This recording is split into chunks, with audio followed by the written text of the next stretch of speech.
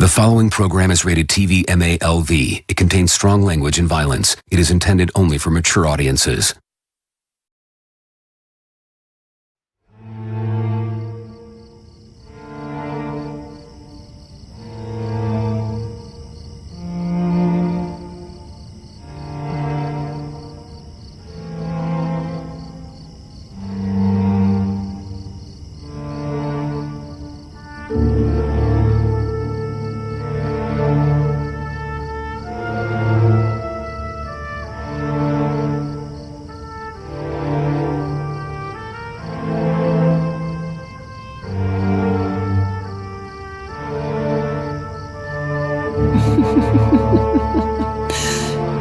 The old stories go. Cain killed Abel, Balaam caused Israel to stumble, and Korah rebelled against Moses.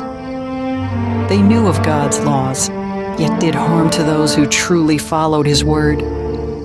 They were careless and lukewarm Christians who didn't care about God's will as spoken in the book of Revelation. And you were the spitting image of them, being a careless and lukewarm Catholic. I can only assume that's the reason your legal middle name is Judas, because you betrayed the word of the Lord when you portrayed and tried to become the exemplification of him, yet partook in stomach-churning, horrifying, execrable, unspeakable moral and literal licentiousness, the likes of which would make the devil look like a muppet in comparison. Under your dreadfully misleading guidance for half a century, while the prudent saw danger and took refuge, the simple-minded chose to continue following your unholy word and paid an unholy penance. No discipline you administered when the simple-minded did wrong seemed pleasant at the time, but painful. Later on, however, it produced a harvest of righteousness and falsified peace for those who have been trained and brainwashed into believing your scandalous treachery and calumnious mendacity. Half a century you misused the name of the Lord our God, so consequently, the Lord will not hold you guiltless for misusing his name. And despite the sentence for your crimes not being quickly carried out, which led to people's hearts being filled with schemes to do wrong, the grace of the Lord our God bestowed us with your irrefutable sentencing. Maybe now you'll learn not to be careless with, ignorant of, or take for granted the word of God, as we must fully obey and follow him as the wise and faithful stewards we were born to be. You will never rest in peace for what you did to us, Gutter. For you refused to provide us such a luxury when we were felled from this plane at your hand. Whatever entity you believed in will never surpass the strength of our God.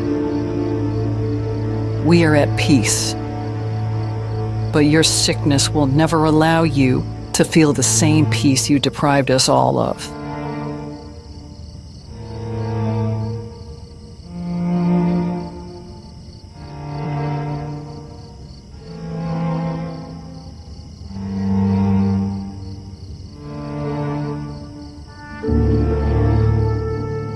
You girls made it. Good.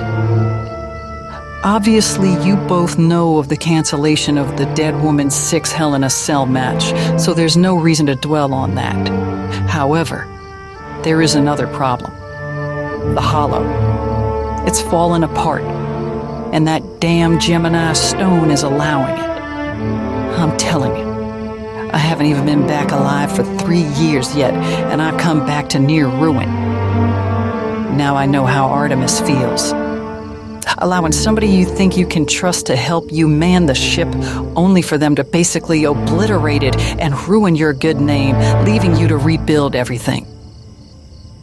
New Orleans is going to suffer, girls, and it'll be because of that damn Gemini stone. The business of exchanging goods and services since the days of Francesca Forelli, Priscilla Sindaco, and Sylvana Leone has drastically changed.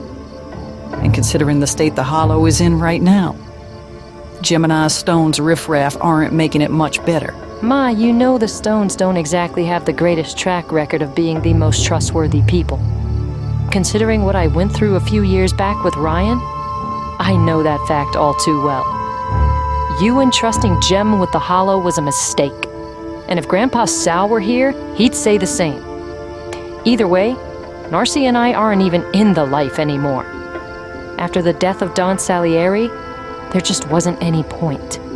I gave up stripping, sex work, and peep show windows, and Narcy and I both gave up drugs and arms dealing for professional wrestling. I mean, we've both gone completely legit now. And you want us to just nosedive back into the life for the sake of the Hollow? Usually I never agree with shit this knucklehead says, Ma. But she's right. I mean, the Stones and us Marcanos have been at it for decades, and the Clays? Grandpa Sal, God rest his southern soul, was somehow able to predict where that Lincoln fucker was gonna be after his death before you whacked him. But now, his bitch of a fucking daughter, Mona, has control over both Empire Bay and the Lost Heaven, and she and Gemini are both working with that Moreau Sukyakatsi. And guess who the fuck Moreau is working with now? And who's the reason why things are the way they are in the Hollow, Empire Bay, and Lost Heaven? Hansuke Sato. I heard Artemis was going to meet with Mark's son in New York in the heart of Empire Bay on account of what happened to her husband some years back. Orion and Brahmo. He was always nice to your grandfather. Fucking shame what Mark's father Cyril did to him. He's in the joint serving life for what he did, but if there's one thing I've learned about the life, it's that it follows you forever, no matter how much of it you choose to give up. And if there's another thing I've learned about the life, it's that the Stone, Clay, and Moreau families have all worked under the Satos since decades before the GWM put them out of business or even came into existence. But now that the GWM is dead due to reckless business practices and sloppiness, Hansuke and Aimee are going to do whatever they can in order to destroy this business as well as the business we're a part of in the life. But there is a way we can save Empire Bay, the Lost Heaven, and the Hollow. However, it won't be easy. Frankly, it requires elusive infiltration. The fuck are you getting at, Ma? What are you saying? You want us to infiltrate the ZTS and help the Abramos take them down? No. Just you, Ombra. Just you. What? See, the way I see it, after the shit you've done to Narcissa the last few years, and after what you did to Aubrey in Fresno, giving her a fractured skull and severe concussion, not to mention the slew of neck problems Narcy has that you caused, you owe this family, the Abramo family, the McCarthy-Walton family, and this entire business a debt that will be paid in full upon the downfall of the zero-tolerance syndicate. Hold the fuck up. Hold the fuck up. The McCarthy-Walton family? What the hell do they have to do with this, and why do I owe them?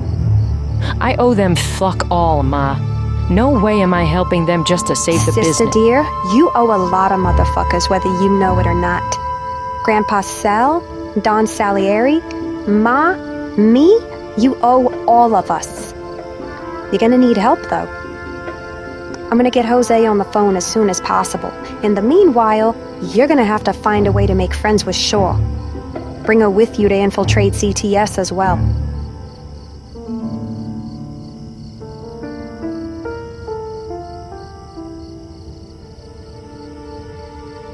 Ma, what the fuck kind of enemy of my enemy's shit are you trying to pull here? The kind of enemy of your enemy's ship that in this case you have no choice but to take on like a grown woman. Swallow your fucking pride for once, like you've swallowed everything else in your life, and pay this family the fucking debt you owe.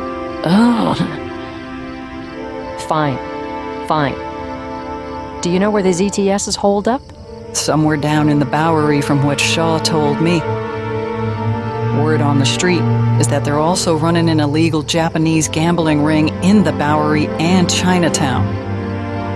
We take down the ZTS and the Moreau, Stone, and Clay families, then the business will be saved, and you'll be off the hook. I better be. Because we will have problems if any of this goes tits up. And I won't be taking responsibility for your shortcomings.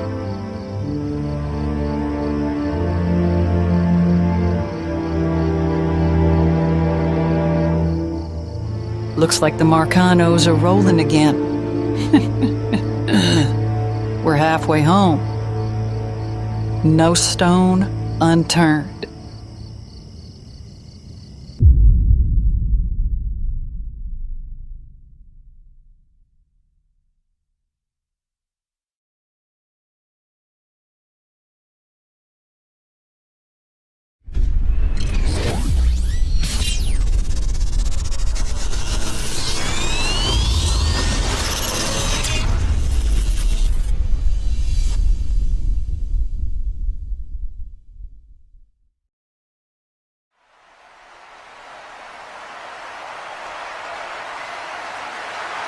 On one of the last stops towards salvation lies within two.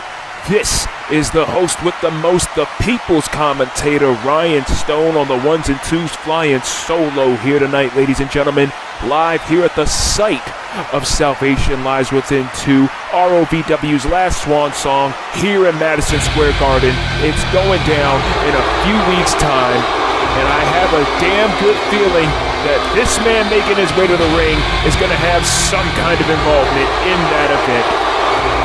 Let's take it away to our new broadcast partner, Bart Mackey, as he introduces Cody Hagen. Good Lord, look at this ominous scene here. Ladies and gentlemen, please welcome Cody Hagen.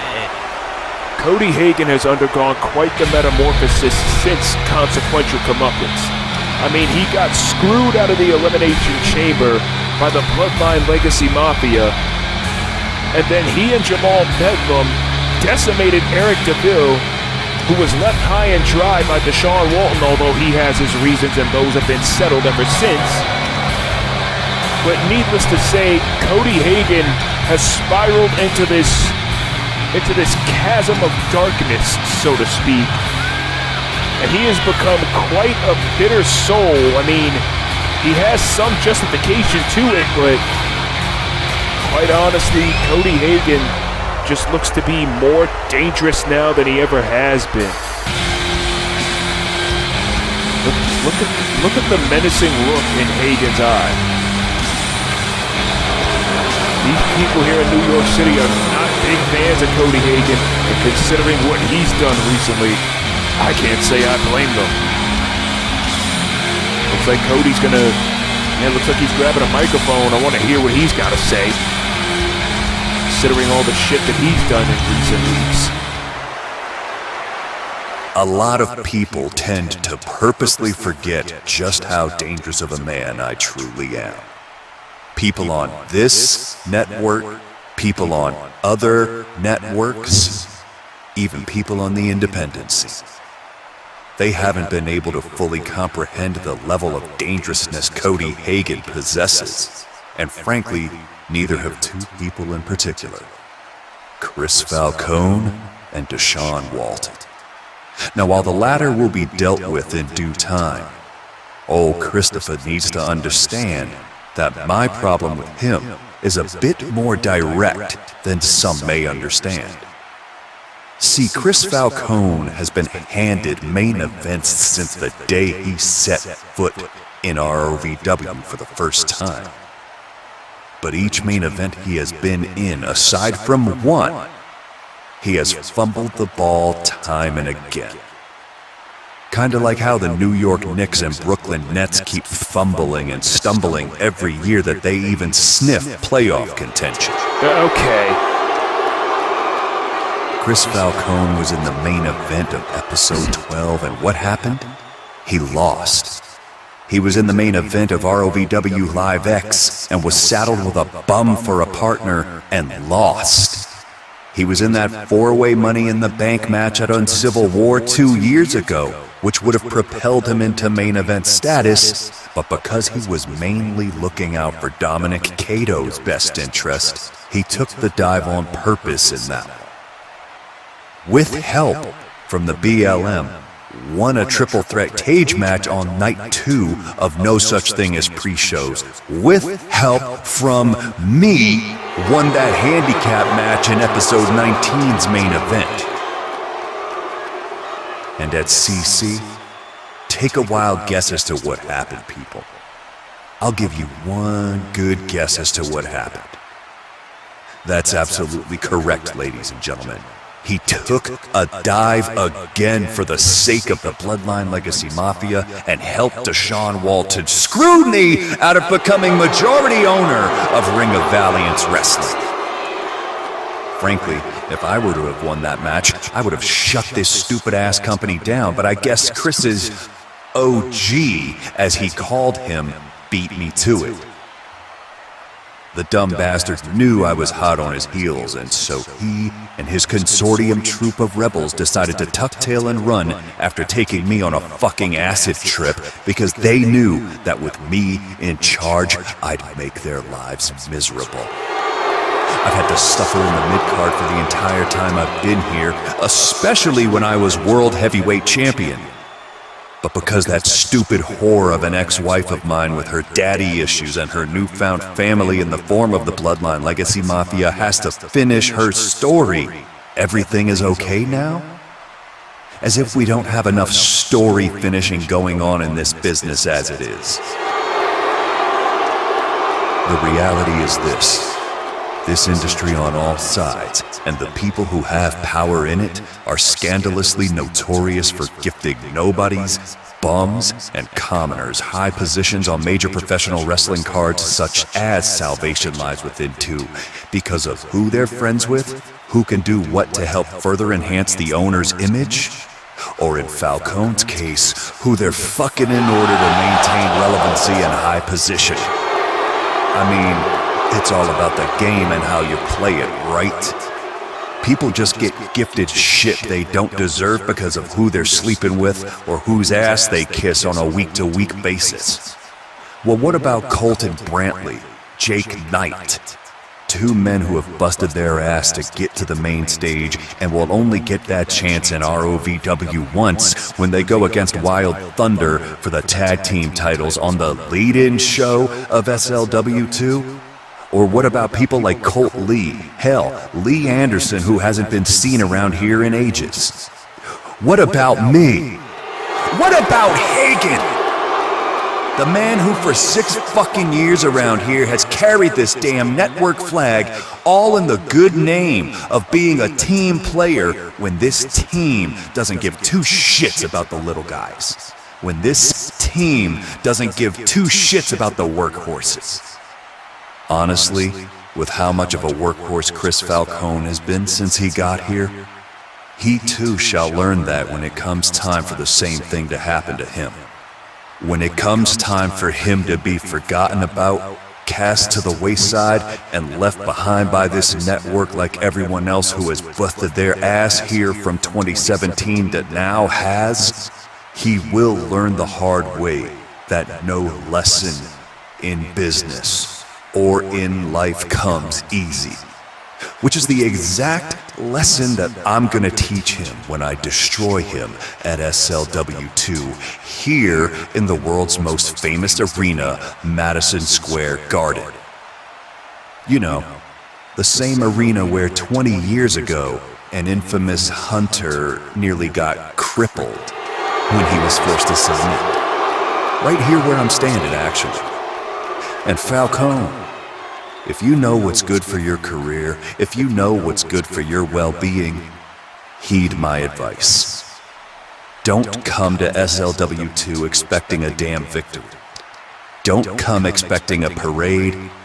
Don't come expecting story time around the fire. Come expecting danger. Come expecting no mercy. Come expecting a merciless beatdown because you haven't earned your stripes yet, kid. But me? If it wasn't for somebody like me throwing the line, you wouldn't even have stripes to earn to begin with. But at SLW2, I'm gonna make what I do to you as slow and as painful as possible. Because the favoritism stops here. The not earning opportunity shit stops here. And the lack of sin payment stops here. You will fold, Chris Falcone. You haven't earned your place at the table yet, especially not alongside somebody like me who helped build the damn table. When I'm finished with you, you're never going to be able to forgive yourself for being proven wrong. You may think you belong on the main stage when you're really nothing more than a stage hand. Whereas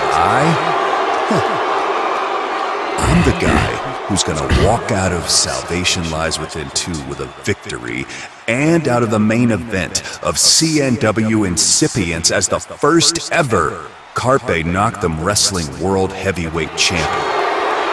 Cody Hagen with a lot of strong words, and wait a minute.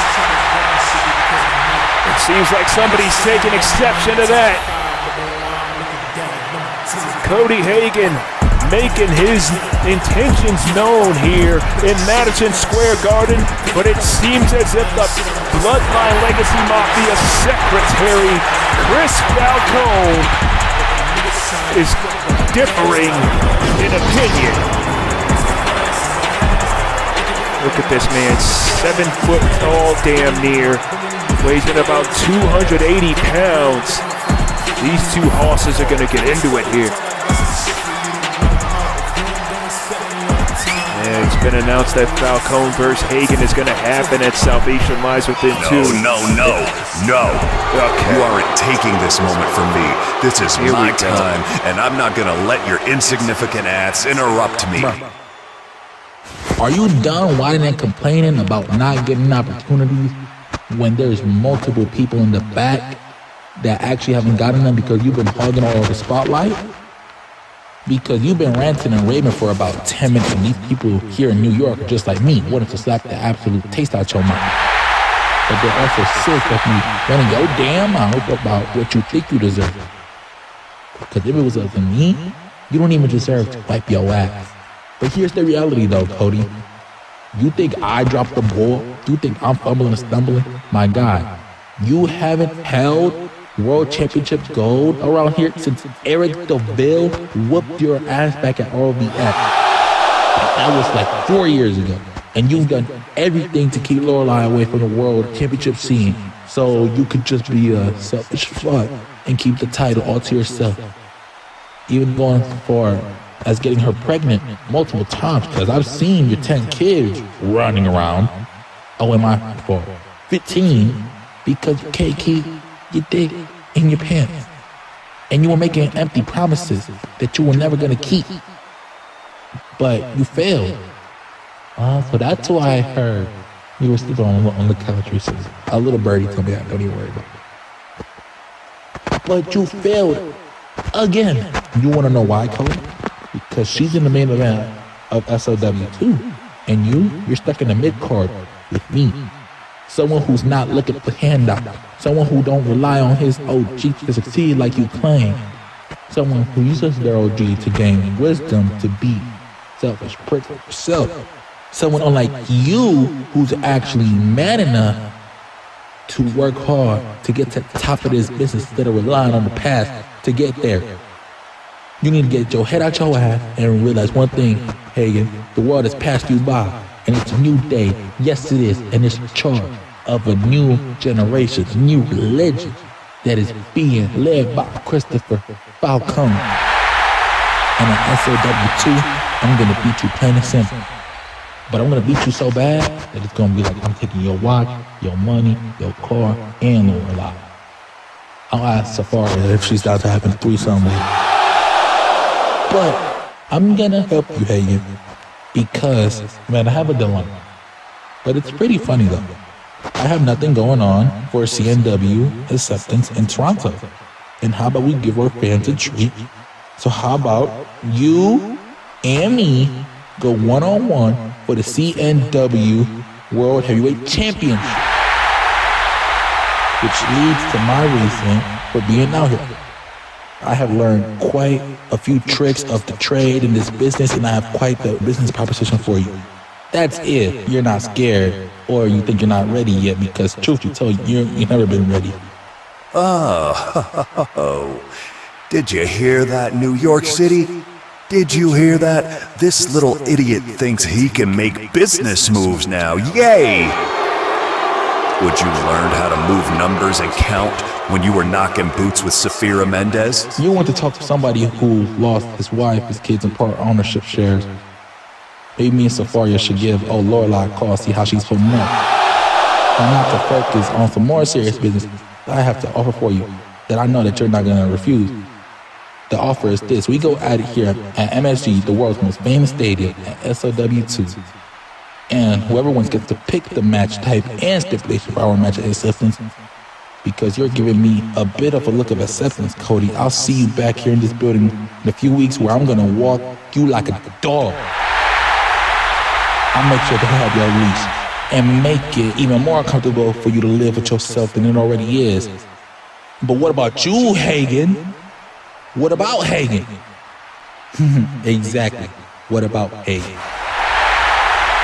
Well, Chris Falcone and Cody Hagen's match at Salvation Lies Within 2, the stakes just got higher. The winner of that match gets to pick the stipulation for their main event match at CNW Incipients in Toronto, Ontario, Canada. I cannot wait to see how those two matches play out, and Cody Hagen does not look the least bit amused about the words that Lorelai was mentioned in by Chris Falcone. These people in Madison Square Garden are ready. They're ready for Salvation Lies Within 2, and so am I. I can't hardly wait for the festivities. But for right now, we gotta get into tonight's two big matches. Here comes Robert McNichol. Your opening contest is scheduled for one fall. Introducing first, from New Orleans, Louisiana, weighing 224 pounds, Robert McNichol. It's been quite a while since McNichol has been seen in action. As a matter of fact, the last time McNichol was even in a wrestling ring was against Randall Taggart on episode 19 of Ring of Valiance Wrestling, where Taggart ultimately decimated him inside that steel cage. But now, Robert McNichol is back in fine form, ready to wrestle and ready to put on one hell of a wrestling clinic here tonight. McNichol is 44 years of age. He's got about 18 years in the professional wrestling industry. He's got that veteranship and wrestling pedigree in his back pocket. But if there's anybody who has the same, it is his opponent for the evening, the one and only Rupert Matthews. And Rupert's looking in incredible shape as well. He's looking elegant tonight. Oh! And his opponent, from Chelsea, England, weighing 237 pounds, Rupert Matthews. The last time Rupert Matthews was in in-ring competition was against James Needham back at Thanksgiving Throwdown about a year and a half ago, where James Needham came up victorious. But ever since then, Rupert has been training and taking care of his wife and son back in Chelsea, England. But tonight is Rupert's return. Can he redeem himself from that night at Thanksgiving Throwdown in Greensboro, North Carolina? Or will Robert McNichol be able to redeem himself after that loss on episode 19 of ROVW? Here we go. Referee Owen Connors is officiating this entire event, and Rupert and Robert going at it early. Rupert coming out of the gate with strikes. Now, I've been in the ring with Rupert Matthews before. He's one of my closest friends in this industry, so I'm not going to be biased. I'm going to be as impartial of a commentator as can be. McNichol with some chops. As I said before, Robert McNichol, the last time he was in a match was against Randall Taggart where he got beaten half to death by the man in a damn steel cage. And look at this. Rupert now. Oh! Using those dirty UK tactics that he's known for. And look at this, stomping his chest in. Both of these men are technical wizards. Rupert's got about 15 years of professional wrestling experience. And as a matter of fact, I'm being told that these two at one point, oh wait a minute, small package cover here by Matthews. Cover 2, no, only a 1 count. I'm being told in my headset that this isn't the first time these two have gone at it, as they went at it in each other's very first matchup in the professional wrestling industry. Rupert not paying attention. Cover. McNichol's got the tights and only a 1. Oh, this is going to be one of those matches, it seems. Oh, I love this. I love this, and oh! Rupert damn near taking Robert's head off. 2, and no. These two men know each other very well. They've trained together, have gone up and down the roads together on the independents through the years. Rupert Matthews, though, about 3 or 4 years younger than Robert McNichol. Look at this, though, Indian deathlock. And Robert McNichol has known knee surgeries that he's dealt with in the past. That left knee of his, as bulky as that knee pad may be, oh, Northern Lariat. It's holding up his leg rather well, as McNichol does have a history of knee injury. And oh, German suplex there by Robert McNichol, and Rupert pops up. Rupert pops up, and McNichol not going to take too kindly to that. Forearm to the clavicle on a Northern Lariat. Oh man, what a nasty kick to the head. And you can see on the back of McNichol's tights, the mat is sacred. And with a technical wizard like him, I guarantee you he's going to make sure he lives up to that mantra. Other people such as Robert Martyr believe the same thing. He's been doing a hell of a good job on the independent scene the last couple of years of his career. McNichol, though, off the ropes. Went for a lariat, but Rupert got the feet up. Went for that bicycle kick again, and a lariat, knocking Rupert down. And Rupert powdering out. Robert McNichol, 44 years of age. Rupert, 39, 40 years of age. But both of these men still wrestling as if they're in their early to mid-20s, and a power bomb on the floor.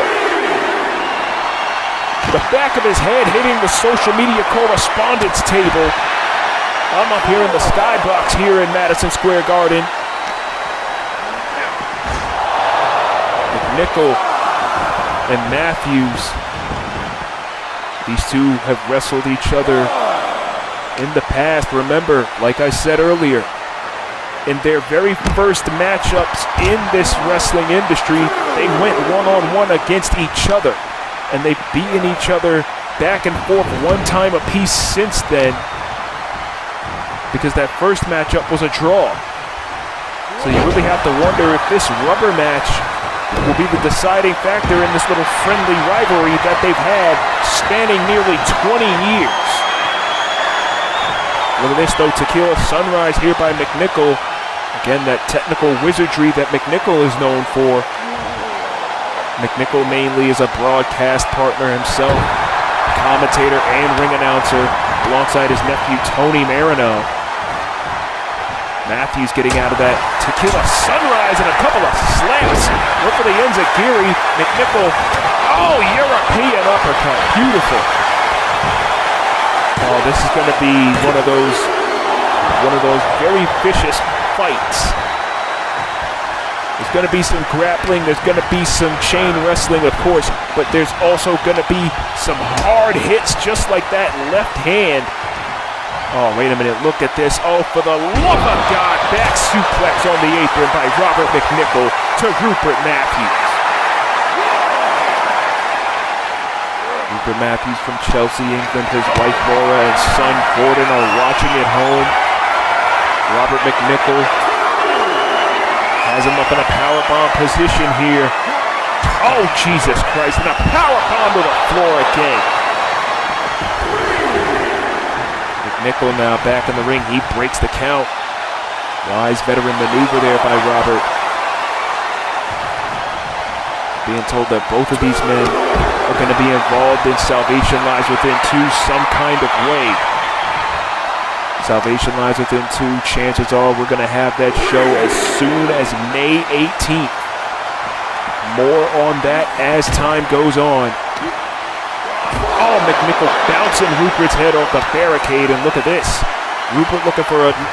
Oh, Robert looking for another powerbomb, I should say. And Robert again breaking the count. There's been many a great technical wrestler in this industry. Everybody ranging from Shannon Silvera to Chris Franchise to Brian Amir. Hell, even Maxwell Verdi has some technical wrestling in his repertoire. Rupert countering that powerbomb. He's had enough of that. Takes Robert down, but Robert rolling through, picking the ankle, and he takes Matthews down. Matthews down, caught in it. What the hell is McNichol doing? Oh my God, look at this. Again, some of the greatest technical wrestlers in the industry have used moves like this. McNichol's got Rupert right where he wants him, nowhere to go. The referee Connor's asking him if he wants to give up. Donnie Artino is away somewhere dealing with his rib injuries that he suffered at CC. Those have been nagging him ever since November. Oh! Rupert gets out of that. Clothesline, no. And a discus lariat. My God, that took Rupert's head off. That certainly rang Rupert's bell, but it only got a 2 count. Again, some of the greatest technical wrestlers have utilized many of the moves that these two are using here tonight. People like Chris Franchise and Shannon Silvera and Gerard Bowden and so many other people. Now Stigma even, Ron Buster, just to name a few. Robert Martyr, as I said earlier. McNichol, though, going after the arm. Look at this. Oh, slamming it into the mat. Yeah, this isn't anything revolving around a story between these two in a sense. This is just trying to find out who truly is the better man. Flying lariat off the top by Robert McNichol. And McNichol may want to stay on Rupert if he knows what's good for him. Otherwise, he's going to end up losing this thing. Pandering to the crowd can be your best friend or your worst enemy. It can be your biggest attribute or your biggest vice, and a powerbomb again on the floor. Robert McNichol has been relying on that powerbomb for the majority of this match, and now he's going after the legs of Rupert, and now an Indian deathlock of his own. The standard version of the Indian deathlock. It ain't much, but it's damn sure effective. McNichol breaking the count again, and Rupert holding on to that left knee. Rupert doesn't have a history of knee injuries, but with the way McNichol wrestles, he may end up having a knee injury by the end of the night. McNichol now begging Rupert to get up. McNichol showing a little bit of cockiness, and he pays for it with a German suplex on the floor. Rupert with a bicycle kick right to the face. Oh, wait a minute now. Rupert pandered into the crowd, and a queen suplex by McNichol. Where'd that come from? And McNichol breaking the count. Rupert is out of it. Still to come later tonight, we have that World Heavyweight Championship match that I'm being told is going to be contested under extreme rules between Miss Money in the Bank Harper Walton, who has opted to cash in her Money in the Bank tonight, against the World Heavyweight Champion Ombra Kaysen. You really have to wonder where Ombra Kaysen's head is, considering both Murder, She Wrote and I Reinvented Hell were unfortunately canceled. She must be full of glee right now after not having to deal with Jen Richards and the other 5 women that were supposed to be in that cell with her, mainly Penny Shaw and Lorelai Albrecht amongst others. And McNichol getting caught with a German suplex after evading Rupert's attack, and a lariat. Rupert now with the cover, 2, and no. Just about 40 minutes into the broadcast here, snapmare by Rupert Matthews. Big kick right to the side of the head. That was really stiff by Rupert Matthews. And speaking of stiff, oh my God. Stiff forearm right to the side of McNichol's head, and now a reverse figure 4 version of an Indian deathlock, going after that left knee of McNichol's again. Rupert went for the boot, McNichol rolling through, McNichol went for the boot and gets an enziguri. What an exchange between those 2 men, but only a 2 count for Rupert Matthews. Oh man, this matchup is getting more intense and more vicious with each passing blow. Got some, Rupert getting thrown into the referee and McNichol taking advantage. Referee got in the way there, kind of. Owen Connors counting 2 and no. Referee got in the way there. That may have benefited Robert McNichol more than anything else. And look at this. Northern Lights suplex by Robert. And you really have to wonder where either of these men's careers will go from here, regardless of the result here tonight. McNichol, going after the knee of Rupert now. Now going after the ribs. And look at this, going after the head. Great limb targeting there by Robert McNichol. Rupert powdering out to get a breather. Owen Connors counting again. Rupert getting up to his feet and a lariat off the apron. Robert McNichol is in full gear here tonight. He's running on high octane, as is Rupert Matthews, who gets dropped face first onto the barricade. And remember, ladies and gentlemen, whoever wins that World Heavyweight Championship match later on in the broadcast between Harper Walton and Ombra Kaysen will be meeting Lorelai Albrecht in the main event of Salvation Lies Within 2 for the World Heavyweight Championship. And the winner of that matchup will be the last ROVW World Heavyweight Champion, as the referee is now at a count of 6. Rupert is down on the ground. McNichol in the ring waiting for him. Oh man, Rupert's in trouble. He may want to get the hell back up. Referee Owen Connors is at a count of 8. Rupert back up on his feet. He's back in the ring and he gets kicked in the face. Cover, 2, and no. Robert McNichol could not believe it. He thought that was a 2 count. Rupert Matthews was down on the outside of the ring for a very long amount of time, as McNichol now tying him up like a pretzel in this damn tequila sunrise again. This time targeting the left side. Rupert Matthews is in dire straits here. Oh, look at this. Look at the torque he's putting on it. Trying to push his foot to the back of Rupert's head. Oh, but Rupert, though, getting out of it. Once again, getting out of that tequila sunrise. Monkey flip. McNichol landing on his feet. Where the hell did that come from? Tornado DDT springboard by Robert McNichol out of the monkey flip. And he only gets a 2 count. Where the hell did that come from? Robert McNichol pulling everything out of his bag of tricks. I never thought I'd see the day where Robert McNichol would get his feet 3 feet off the damn ground, but stranger things have happened in the world as he goes back to the Tequila Sunrise submission, and now this is starting to wear Rupert down that much more. The longer and the more times this submission is locked in, the more of an advantage Robert McNichol has, and the better his chances are at victory as he torques back. Look at this. Matthews has nowhere to go. He's in the center of the ring, and this is very intelligent by McNichol, putting his outside foot near the ropes to make sure Rupert has no chance of escaping.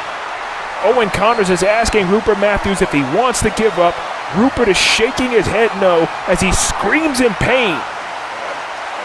I don't think the Chelsea, England native was expecting this tough of a fight. Oh, but wait a minute. McNichol, getting kicked in the face again. Rupert now back on his feet, big lariat. And another one. Oh, Matthews is fired up here. I love this. Oh, blocking the kick. And a northern lariat from Robert McNichol. McNichol has Rupert very well scouted. These two men know each other so well. Oh! Flying lariat off the top again. Oh, these two men are going at it here in what's a definite match of the year contender, I feel, here on the Carpe Diem network. Oh, look at this though. Rupert has been locked in the Dragon Sleeper. And these fans rallying behind Rupert Matthews. He's trying to get out of this Dragon Sleeper. McNichol has it locked in tight. He's got it cinched in. And look at this. Rupert gets out of it. And oh, Jesus, what a kick. What a kick right to the face of Robert McNichol. Rupert Matthews off the ropes. Oh my God! What a lariat by Rupert Matthews, taking Robert McNichol's head off, and another one! Jesus Christ! Rupert Matthews is on fire here, throwing two big lariats, knocking Robert McNichol for a loop, and he says he's finished. Matthews is saying McNichol is finished, and McNichol looks finished. He's out of it. Rupert going for another lariat. What the hell? Emerald Flosion by Robert McNichol. And Rupert gets the shoulder up.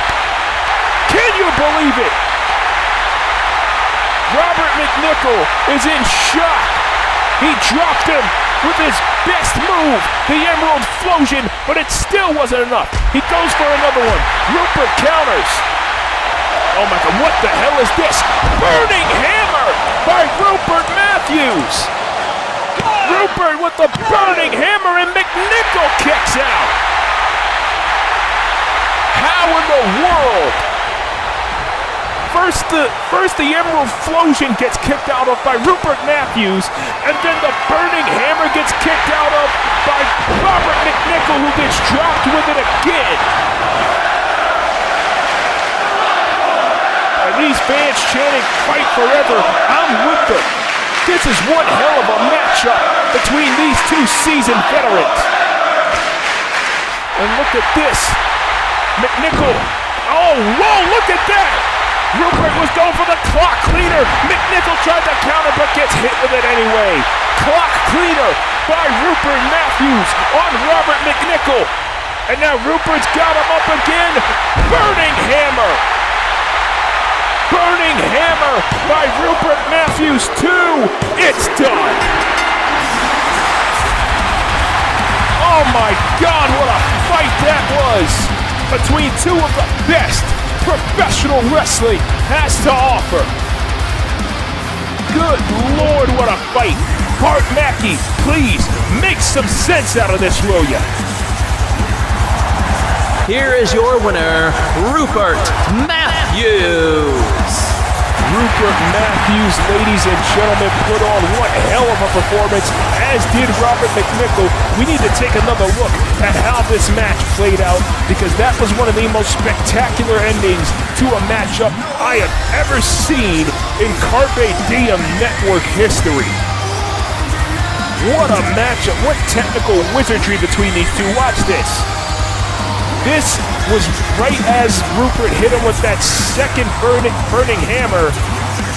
McNichol tried to counter with a springboard poison rana, but Rupert caught him with the clock cleaner. And then right as we thought It was all said and done off the clock cleaner. Rupert got him up for one more burning hammer, putting him to sleep and putting him away for the 1, 2, 3. What a hell of a matchup between Matthews and McNichol. Good Lord. Ladies and gentlemen, Madison Square Garden is fired up, and if you thought that was good, wait until you see the World Heavyweight Championship match we have for you later tonight. Once again, Owen Connors raising the hand of Rupert Matthews. Look at this. McNichol showing sportsmanship. Matthews responding in kind. We're going to go to commercial break real quick here, people. Don't go anywhere. Like, subscribe, share. We will be right back after this.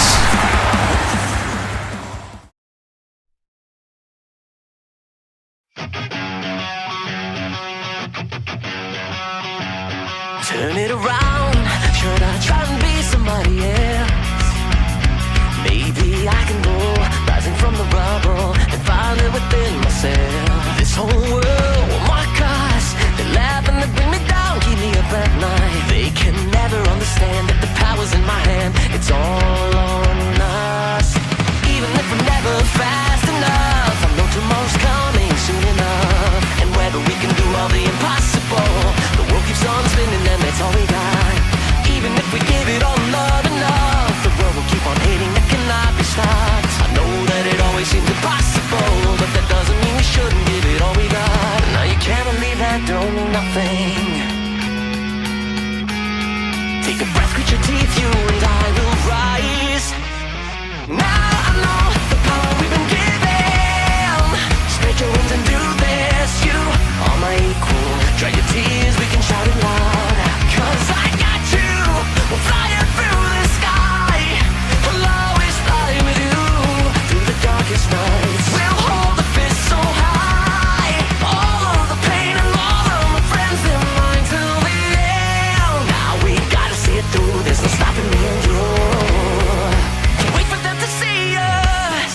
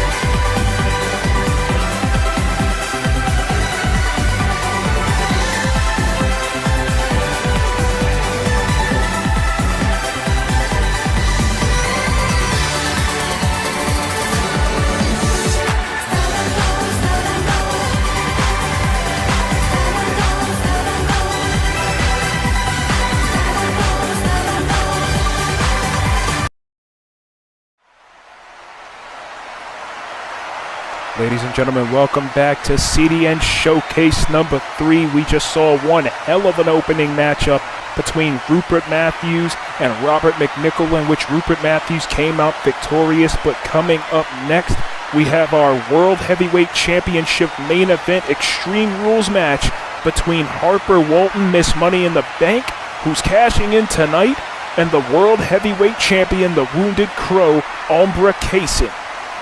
You really have to wonder what's going through both of those women's minds as they prepare for what is possibly going to be one of their biggest matches in both of their careers. And you can see right there Harper Walton discussing strategy backstage with her older sister Emma, as Emma is going to be at Salvation Lies Within 2 in some capacity as well. And there is the World Heavyweight Champion herself. I assume Ma told you to meet with me to talk turkey about what we're going to do about this little problem? How do I know that I can trust you, especially considering our history? That's right. and the kid and her friend are in on it as well as a means of backup. But there's one other thing you should know as a means to piece this whole plan together in the end. The day before the partnership adjourned, Randall Taggart sold me his share of ROVW pod ownership with the assurance that it would be put to good use. What I didn't tell him was what the usage would be. Why do I get the feeling that I'm gonna like this idea? Let's just say I know of a way for the boss to feel comfortable until the moment when it all goes down in the end. Might even involve some double agent work that could potentially get us both killed. But it's our only shot at righting any and all wrongs. You're thinking of putting him to sleep, aren't you? Considering the debts you owe, it's either him or us. Now let's go. You got a championship to defend. I guess I'm back into life now, aren't I? Oh boy. What is this between these two?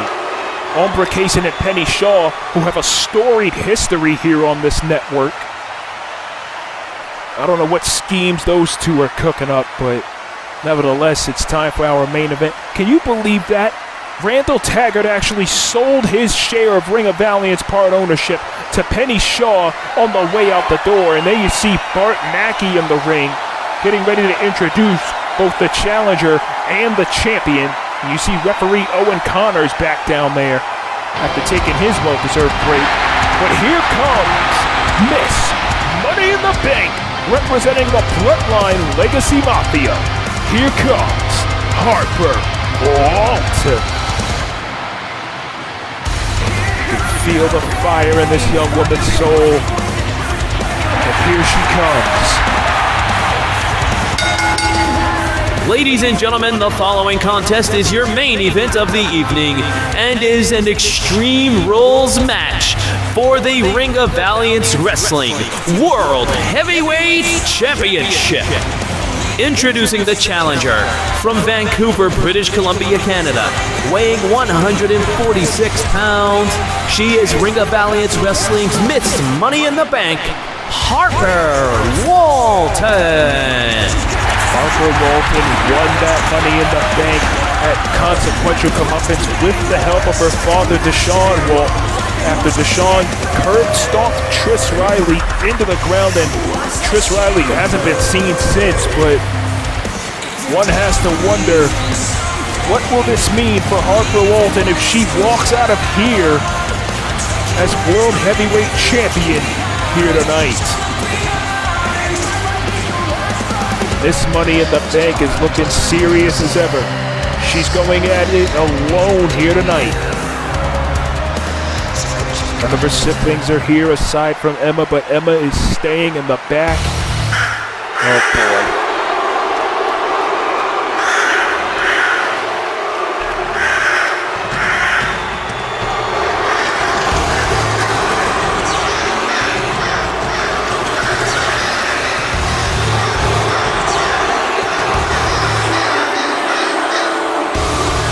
Well, here comes the Wounded Crow, the World Heavyweight Champion, Ombra Kaysen. Yeah, this crowd here in New York City does not have any love whatsoever for this woman. And there's the champion now, Bart Mackey. Take it, please.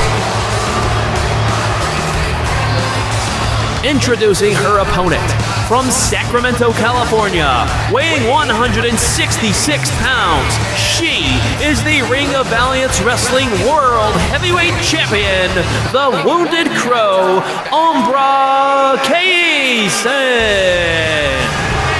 Ombra Kaysen has been World Heavyweight Champion since consequential comeuppance when she won that triple threat second blood match against Aubrey Williams and Christy Malice. Christy Malice has not been in action since that night, and neither has Aubrey. I believe Aubrey's contract with the Carpe Diem network expired, and so we wish her well over in DCA as well as other parts of Virtual Wrestling United.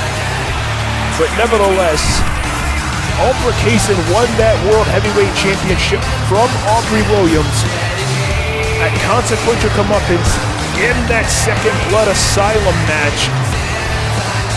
And frankly, that was quite possibly the most extreme match up to this point that Kaysen has been in. She defended that title in another triple threat match against Vivi Abramo and Mikasa Schultz on episode 20 of Ring of Valiance Wrestling, and is now set to defend her championship once again. There's Harper Walton. There's Ombra Kaysen, challenger and champion. Look at that. Ombra with the confident look in her eyes, that arrogant bitch. All the shit that I've had to deal with her through the years. Ombra Kaysen giving the title to Owen Connors, excuse me. Connors showing the title to Harper Walton. This could be Harper's night. Challenger Walton, champion Kaysen. Here we go. This is your main event of the evening. Harper gets caught on the German suplex to start this out. Kaysen went for the super kick. Counters. Look at this. Belly to belly. These two women are coming out of the gate, firing. Guns blazing here. Harper not letting up on Kaysen in the corner. 3 chops. And now Kaysen is down and gets kicked in the face. Harper's only been in the business for roughly a year now, and already is in a main event world championship match, and now she's gonna do some digging. Oh, she's got that shovel right across the ribs. Oh, Jesus Christ. This woman, Ombra Kaysen, has been a part of some of the most, dragon suplex there, cover. We can have a new champion early and kick out at 1. Ombra Kaysen has been part of some of the most controversial moments in Ring of Valiance and even Carpe Diem network history. Lest we forget that night at Buckle Up. Oh, wait a minute. Look at this. Oh! Kaysen moving out of the way of that clothesline, coming at her with a punch and a chop, and Harper firing back with a couple of strikes of her own. And now look at this. Gut-wrench suplex. And now Kaysen, look at this, caught in a fisherwoman buster, and the bridge, the cover, 2, and no. Lest we forget that night at Buckle Up 5 years ago. Look at this, Hurricane Rana by Kaysen, where Ombra herself came out on the stage in a Saints of Apostasy shirt. I still don't know why she did that.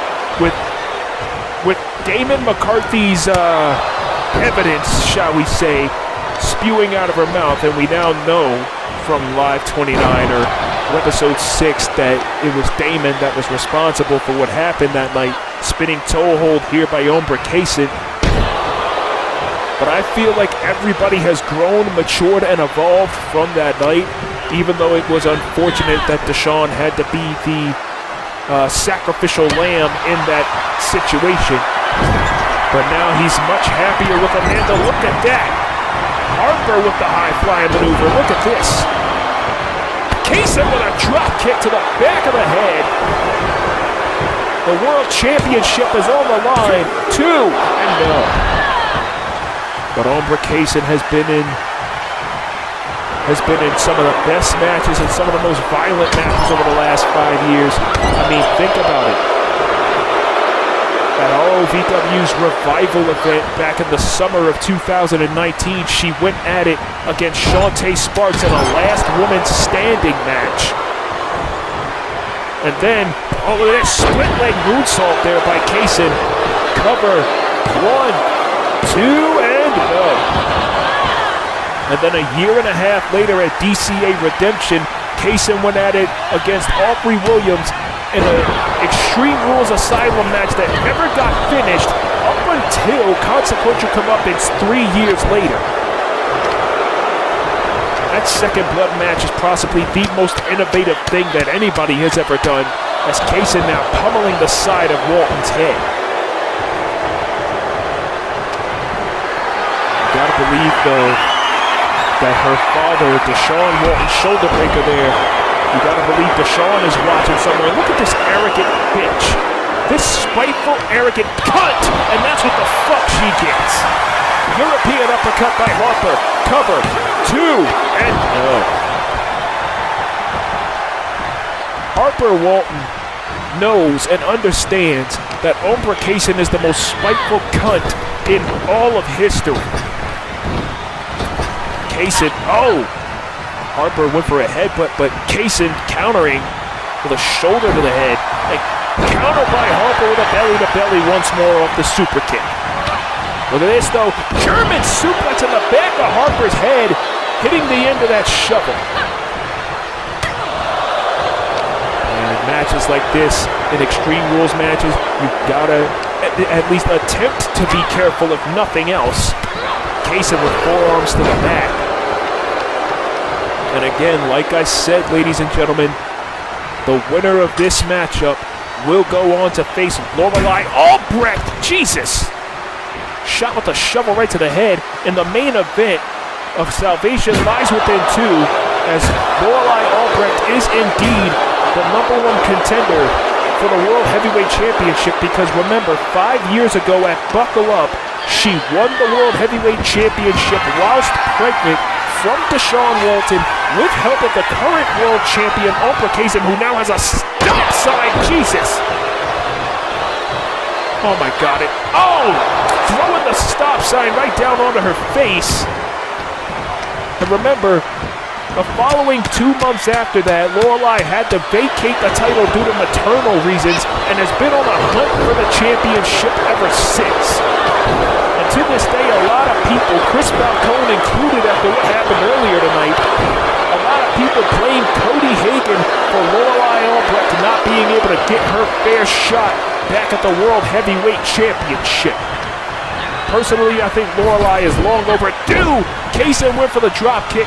Harper sidestepped and a chop block. Lorelei is definitely in the building tonight. I saw her walking around during the commercial break. She's watching backstage on a monitor as Kaysen drops Harper with a spear. Ombra Kaysen with a spear, one of her most devastating signature maneuvers, but Harper kicks out at 2. Oh, Salvation Lies Within season is upon us, and a big flatliner by Ombra Kaysen, who is on fire right now. Ombra has bled buckets and has put people through flaming tables, drop toe hold. And now, look at this. Harper, what is she doing? Oh! Cloverleaf backbreaker. Drop kick right to the face. Oh, and a low lariat right there by Harper Walton. Oh! Elbow right to the head in the back of Ombra's head, hitting the stop sign. And look at this, DDT. Oh, these women are going all over the place. They're going all out. This is for the World Heavyweight Championship of Ring of Valiance Wrestling. This is the second to last Ring of Valiance Wrestling World Heavyweight Championship match in company history.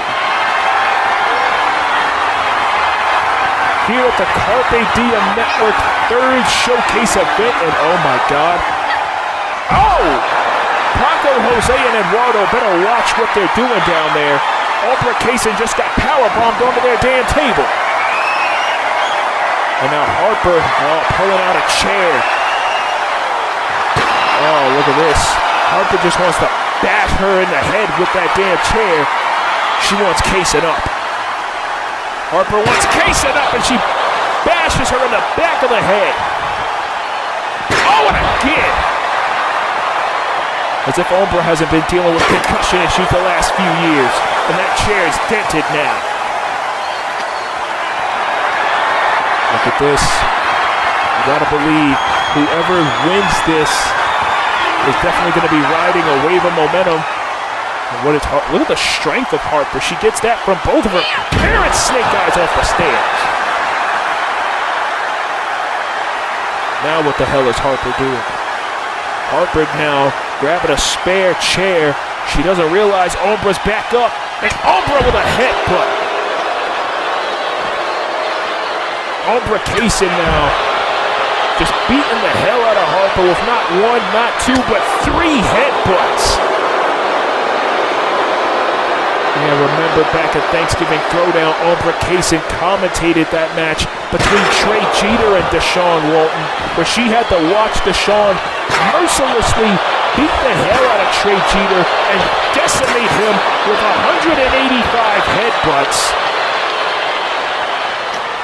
Trey Jeter has been suffering from concussions ever since then, but even still, he's going to be in that triple threat heirloom championship match involving Jason Hanare and Benjamin Walton. Big flatliner on the outside. We still don't know who stole the heirloom championship. Cliff Harrison made it clear a few weeks ago we don't know who stole the heirloom championship, but I'm being told apparently we're going to find out who it was at Salvation Lies Within 2. Now the table covering has been taken off. You guys want to get the hell out of the way? Kaysen now, again, banging Harper's head off the table. And now, the hell is Kaysen? Look, oh God. Oh God, Kaysen's got a damn sledgehammer. Oh Jesus. Right to the back of the knee of Harper on both knees now, and on the tailbone. Oh, Harper tried to roll out of the way. Oh, but the damage is done to her legs. And oh, she takes a shot with that forearm. Kaysen targeting the legs of Harper Walton. To think that this woman was supposed to be Harper's mother. Thank God she isn't. Nevertheless, she's still the world heavyweight champion, despite the fact that Amanda Walton has beaten her twice. And now, look at this. Oh, look at this evil bitch. Sledgehammer right to the jaw. Right to the jaw and shoulder of Harper Walton. She's getting the hell beaten out of her with a damn sledgehammer. Oh, and Harper is in pain. You could see the agony on her face. This evil bitch. This scum-sucking bitch. And oh, God! Sledgehammer shot right to the nose and mouth of Harper Walton. Oh, my God. We may need to get some medics out here right now for Harper. She may be seriously hurt. Harper Walton may be seriously hurt. Madison Square Garden is not happy at all. Jesus Christ. Ombra Kaysen is absolutely vicious, and she's evil. Ombra Kaysen is flat out evil. And look at this. And oh my God, look at the blood and a spear. A spear by this vindictive world champion. Taking down the challenger whose nose is broken and bleeding and whose mouth is busted and bleeding. And a face buster there by Ombra Kaysen. This evil bitch. This evil fucking bitch, Ombra Kaysen. Excuse my language. Cover 2, and no, Harper somehow kicking out. Ombra Kaysen, sledgehammer shot to the mouth moments ago. Harper bleeding from the nose and mouth. Oh, it's going to be hard for Harper to breathe. And look at this. Look at this. Ombra choking her with her foot. Ombra Kaysen choking her with her foot here. You gotta believe that Lorelei is looking to make one thing perfectly clear to her younger sister, Ombra, and that's that she's not gonna go down without a fight and an elbow. The point of the elbow right across the forehead of Ombra Kaysen, and she's down. Harper Walton fighting back with that elbow right to the forehead. Madison Square Garden on its feet. Miss Money in the Bank. Oh, look, Ombra's bleeding now. Turnabout is fair play. Turnabout is fair play. Ombra Kaysen bleeding now. Look at this. Drop kick and down goes the champion. Oh, you got to believe that this is going to play a huge part in what happens in CNW in a few months. Kaysen thrown back into the ring, though. The hell is Harper looking for? Why the hell is she pulling out a ladder? What the hell is she doing? And Kaysen, Ombra Kaysen going up. What is she doing? Harper, look out, oh God! Missile drop kick off the top turnbuckle to the floor, knocking the ladder out of Harper's hands. And this evil, vindictive, nasty bitch, Ombra Kaysen, with a spear, with that blood in her face, as if she couldn't look any more evil than what she already is. Red light district on the floor.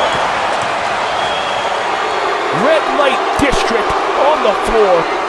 Harper Walton may be hurt. If she wasn't hurt before with that sledgehammer shot to the mouth and nose, she's definitely hurt after that red light district on the floor. Oh my God. And oh no. Oh, now she's got that ladder position. Oh, Jesus Christ. Oh no. Red light district, and you saw Harper's lower back hit the corner of that ladder. Oh my God. Ombra Kaysen is sick. Oh my God, no. Come on. Not again. Oh God. This woman is absolutely sick. She should have been locked away again. Knowing that she's been in a damn asylum, she should have been locked away again. And truthfully, if it wasn't for Lexi Hagen and Shauna Gears, Ombra Kaysen would not be the world champion right now.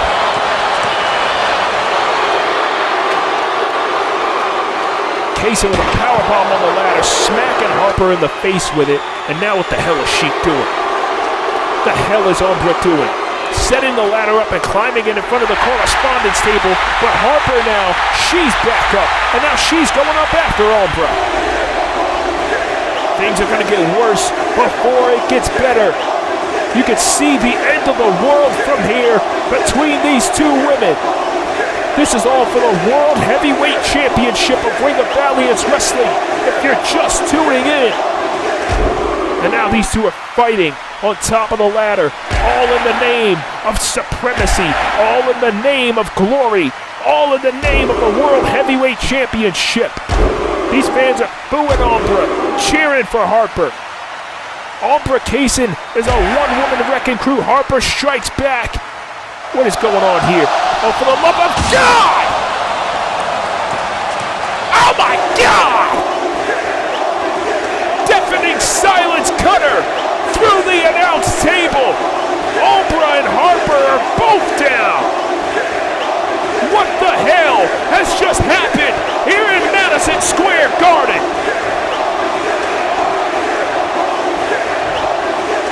Ombra and Harper are both down after that deafening silence cutter off of the ladder through the table.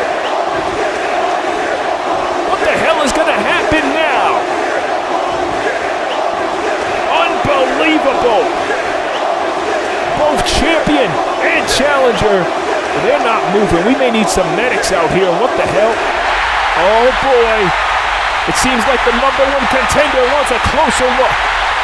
Lorelei Albrecht out here to get a bit of a closer look at her two potential opponents.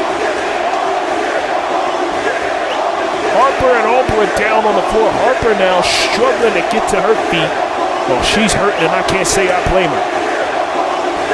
Ombra's still down. Harper now back up on her feet as Lorelei Albrecht is looking on the stage. Look at this. Paco and Jose over there, the social media correspondents, and Eduardo trying to stay as far out of the way as he possibly can. Him and his bald spot. Nevertheless, though, Harper has Ombra in the ring. Harper is up on her feet on the top turnbuckle, telling Ombra to get up. Harper is saying it's finished. Ombra Kaysen is out of it. What's Harper gonna go for here? Oh, for the love of God! Ombra Kaysen with a devastating spear. She could retain her championship, but Harper kicks out. Harper kicks out. Ombra cannot believe it. Ombra Kaysen cannot believe it. Harper Walton is kicked out, and oh no, she's looking to call it. Red light district onto the stop sign. It's time to stop, says Ombra Kaysen. Harper Walton says not today. Oh, with a super kick again. Harper countering. Deafening silence kick. Deafening silence kick. Owen Connors counts, but only gets 2. Does Harper Walton. Good Lord, what a main event this is. This may be the best one yet in Carpe Diem Network history. Went for the roundhouse kick. Ombra counters. Ombra now. Oh, looking for another red light district brainbuster. Nearly hitting the shovel. 2. No! Ombra Kaysen. Cannot believe it. And she's pissed. Look at that. Look at that look in her eyes. She is pissed, and I can't say I blame her. Even though she's an arrogant bitch, I thought that was it too. And now, stop sign, no! Harper countering, and she smacks Ombra in the head with it, and good. She deserves that shit, the nasty fucking bitch that she is. Morally and literally, but we're not even gonna get into that. And now she's beating her ass with the shovel. Good for her. Beat her ass, beat her into oblivion. Good God. Ombra Kaysen and Harper Walton are beating the hell out of each other through hell and high water, and Kaysen trying to struggle to get to her feet. Kaysen off the ropes. Harper, big lariat turning Kaysen inside out. Harper Walton now. Up on the top turnbuckle one more time. Goes for the stomp. Oh, and a headbutt. Headbutt right to the nose. Cover. 2. And Harper somehow gets the shoulder up off the headbutt. And Ombra Kaysen is throwing a fit. Lorelei watching very closely, scouting both of her potential opponents here. Drop toe hold there by Walton again. So much history involving all 3 of these women. And now a knee bar here by Harper. A very interesting maneuver at this point in the matchup. But Kaysen easily gets out of it. And oh, another spear. Another spear there by Ombra Kaysen. And believe me when I tell you, Ombra Kaysen is definitely a vicious bitch. But a vicious knee and a deafening silence, but no. Ombra counters with a leg sweep. Harper's head hitting the mat hard. 2, and no. Ombra Kaysen cannot believe this. The World Heavyweight Championship is on the line here. Ombra understands the severity of the situation, and there's the crow's nest. Once called the Glam Slam, now called the crow's nest. But still cannot get the 3 count. And now the wounded Crow, who has said on numerous occasions that she wants to be freed from this plane, whatever the hell that means, is looking to super kick Harper, who definitely silences her. Down goes Kaysen. Down goes Kaysen. This could be it, and no. Unbelievable. I cannot believe the amount of punishment these 2 women are willing to put themselves through to either become or remain World Heavyweight Champion. And oh, Jesus, did you hear that? Harper Walton, she is just on fire. She doesn't care what she hits or who she hits. She just busted Kaysen over the head with that stop sign, and it's dented even more now. Ombra Kaysen is out of it. She may have a severe concussion. And if she does, good, because I really don't care, because I hate this bitch. I can't stand her. Oh! Forearm shot to the side of Harper's head. Ombra Kaysen, the world champion, going up, looking for the go-round. He gets caught with a powerbomb. Powerbomb by Harper. We can have a new champion, and no. Oh my God. I thought Ombra Kaysen was done for off of that powerbomb, but she may be done for after this. Oh! Kaysen countering that whatever Harper was going for. Looking for the crow's nest again. Harper countering, stomping on Kaysen's foot. Harper stomping on Ombra's foot there. Look at this. Snapmare driver on the stop sign. Snapmare driver on the stop sign. This could be it. Deafening silence kick. Go for the cover kick. God damn it, cover. Count it, referee. 2. And we have a new champion. We have a new world champion. Can you believe it? We have a new world heavyweight champion in Ring of Valiance Wrestling. Harper fucking Walton is the new world heavyweight champion. Here is your winner and the new ROVW World Heavyweight Champion, Harper Walton. Do you believe in miracles, Madison Square Garden? Harper Walton is the new World Heavyweight Champion. Cashing in on your dreams pays off after all. What a matchup. What a moment. Let's take a look at the way this match finished. Harper Walton threw Ombra Kaysen over the top turnbuckle, over the top rope rather. Ombra went for a go-round maneuver, got caught with a powerbomb, and I thought that was it. Kaysen did land awkwardly on the back of her head though, but she still managed to kick out. Harper begged Ombra to get up. Ombra was completely out of it. Went for the snapmare driver, which Ombra countered. Ombra came up to Harper, went for the crow's nest, which Harper countered by stomping on Kaysen's foot. And then Harper proceeded to drop Kaysen right on the stop sign with this snapmare driver. Or rather, a bit close to the stop sign, I should say. And then this right here is what happens when you forget the loudest sound. We have a new World Heavyweight Champion in the form of Harper Walton. Oh my God. What a main event. What a moment here tonight in Madison Square Garden. It's going to be Walton versus Albrecht at Salvation Lies Within 2 for the World Heavyweight Championship. And there you see Owen Connors presenting Harper Walton with the World Heavyweight Championship, the same title her father won 5 years ago. This is a full circle moment here on the Carpe Diem Network. Give props to Kaysen. She did everything she could to hold on to the title. But it's a new day. It's a new generation. And that new generation's name is Harper fucking Walton. And then you see the #1 contender, Lorelei Albrecht, letting it be known what time it is. Come Salvation Lies Within 2. My name is Ryan Stone. Good night. What the hell? Penny Shaw shoving Lorelei Albrecht off the stage. Where the hell did that bitch come from?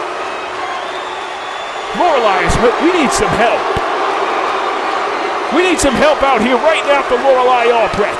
This is not good. This ain't nothing personal, Albrecht. Strictly business. Harper Walton asked for you. Congratulations on your victory. But I'm afraid that this will be a short-lived celebration. You see, there's 2 things wrong with what's to come at Salvation Lies Within 2. One is that I've never been a champion before around here, and so I'm gonna get what I'm owed by adding myself to the World Heavyweight Championship match in the main event. Oh, God. And 2, because you're new to this business and don't really understand how shit works when the champion loses their title, I'm gonna keep it simple for you. When a champion loses their title, they're owed a rematch. So therefore, as it stands, you will compete in another Extreme Rules match for the Ring of Valiance Wrestling World Heavyweight Championship. No. Come on. And it starts right now. You bitch. You stupid cybernetic bitch. This was Harper's moment. She fought so hard to become the World Heavyweight Champion. This is not right. And Randall Taggart, that son of a bitch, selling his share to her, and a low blow. A last act of defiance for from Randall Taggart as Ombra Kaysen drops Harper Walton with the Omerta. Unbelievable. Oh, last fuck you to this network from Randall Taggart, selling his share of part ownership to Penny Shaw so that he can screw the Waltons again. Another Omerta. This is bullshit. This is unbelievable. Absolutely fucking ridiculous. I'm disgusted. I am disgusted at this outcome. I agree, New York. This is bullshit. Here is your winner and the new ROVW World Heavyweight Champion, the Wounded Crow, Ombra Kaysen.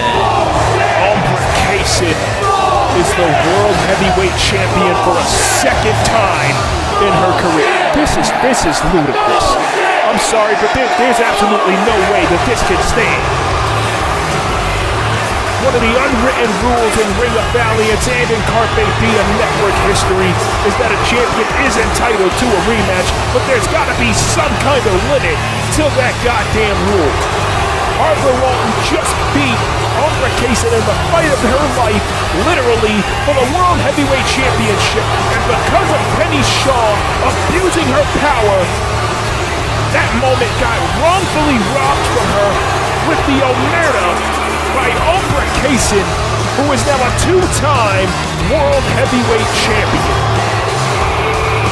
And frankly, to my knowledge, I think she's the only, at this point in time, the only two-time World Heavyweight Champion in Ring of Valiance history. This is an outrage. There's got to be something that can be done about this. Ombra Kaysen, she said on Twitter that she was going to walk out of Madison Square Garden as World Heavyweight Champion. But the fact that she did it like this, this is bullshit. I'm disgusted. I'm absolutely fucking disgusted. I'm sorry, but I'm gonna throw up. This is ludicrous. This is fucking stupid. Yeah, I'm sure you're proud of yourself, you fucking bitch.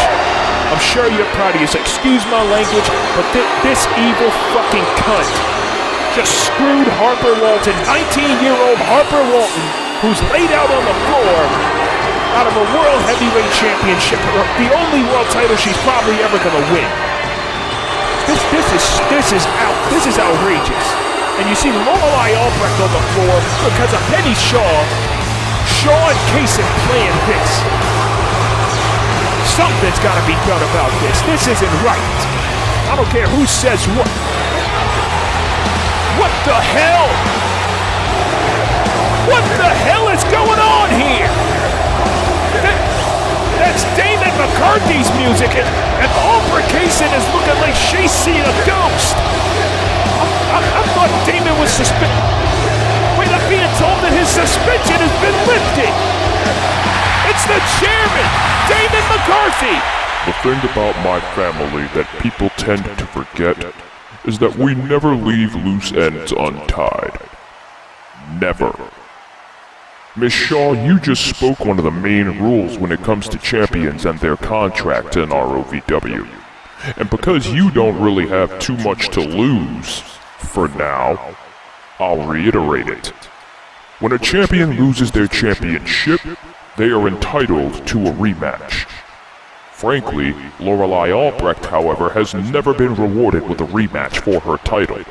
And realistically speaking, she never lost her belt. She was forced to forfeit it due to maternal reasons.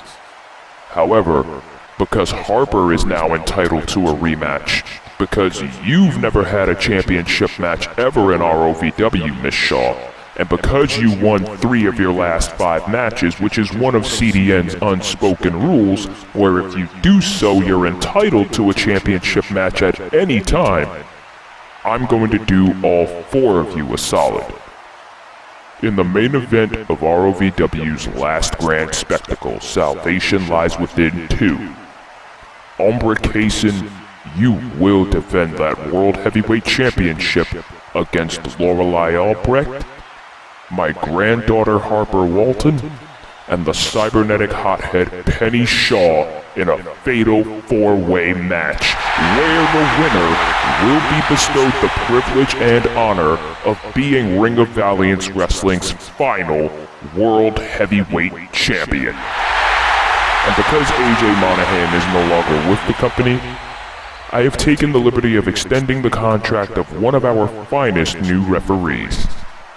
Therefore, the World Heavyweight Championship match will be officiated by none other than ROVW's new senior official, Bruno Maresca. Best of luck to all four of you ladies, and Penelope and Ombra in particular. I have my eyes on the two of you. Oh my God! Damon McCarthy laying down the law here at Madison Square Garden. It's going to be a four-way championship match, and that's what you get, you stupid robot bitch, for not realizing that there's somebody higher than you with more power than you. A four-way world championship match at Salvation Lies Within 2. Kaysen, Shaw, Walton, Albrecht. It's going down in the main event. My name is Ryan Stone, the host with the most, the people's commentator. We are out of time. Good night, everybody, from Madison Square Garden. I will see you real soon.